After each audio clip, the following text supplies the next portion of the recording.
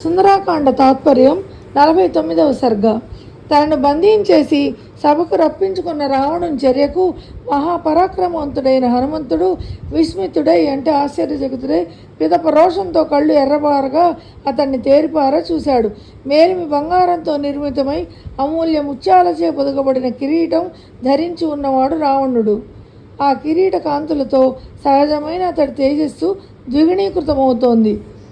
రాక్షసరాజైన రావణుడు వజ్రాలతోనూ అమూల్య మణులతోనూ పొదగబడి తలచిన మాత్రానే సృజింపబడ్డవా అన్నట్లు చిత్ర విచిత్రమైన స్వర్ణాభరణాలను ధరించి భాసిస్తున్నాడు. రావణుడు వెలకట్టలేని తెల్లని పట్టు వస్త్రాలు ధరించి శరీరానికి శ్రేష్టమైన ఎర్రని చందనం అలుముకొని ఉన్నాడు. అతడి శరీరం మీద చిత్ర విచిత్రాలైన అనేక రకాల బొమ్మలు చిత్రింపబడి ఉన్నాయి.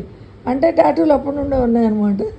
మహావీరుడు తేజ విరాజమానుడు అయిన ఆ రావణుడు భీతిని గొలుపు ఎర్రబారిన కన్నులు గల వాడి అయిన కోరలు గల వేలాడుతున్న పెదవులు గల తన 10 తలలతో క్రూర ముఖాలతో కూడిన శిఖరాలతో అలరారుతూ ఉన్న మందర పర్వతం చందాన ఒప్పారుతున్నాడు.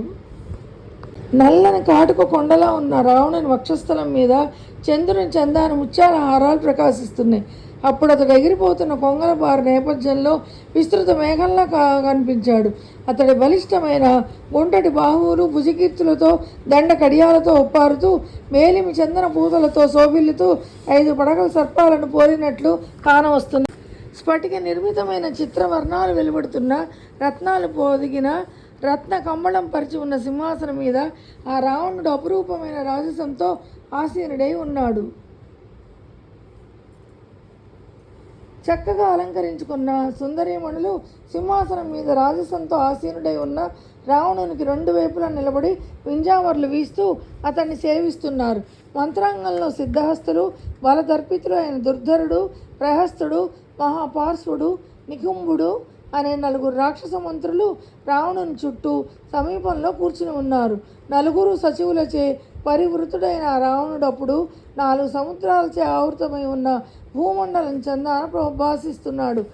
తన హితాన్ని కోరేవారు, రాజ్యతంత్రం బాగా ఎరిగిన వారు, సమయానుకూలమైన సూచనలు ఇవ్వడంలో సమర్థులు అయిన మరికొందరు రాక్షస మంత్రులు తనను పరివేష్టించి ఉండగా ఆ రావణుడు దేవతలు సేవిస్తున్న ఇంద్రునిలా కనిపించాడు.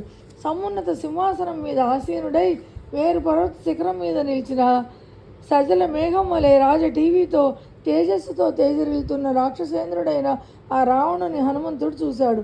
తన పరాక్రమవంతులైన రాక్షసులు ఒక వంక పీడిస్తూ బాధిస్తున్నప్పటికీ ఏమాత్రం పట్టించుకోక హనుమంతుడు ఆశ్చర్యచకితుడై రావణునే రెప్పవాల్చకుండా చూస్తుండిపోయాడు.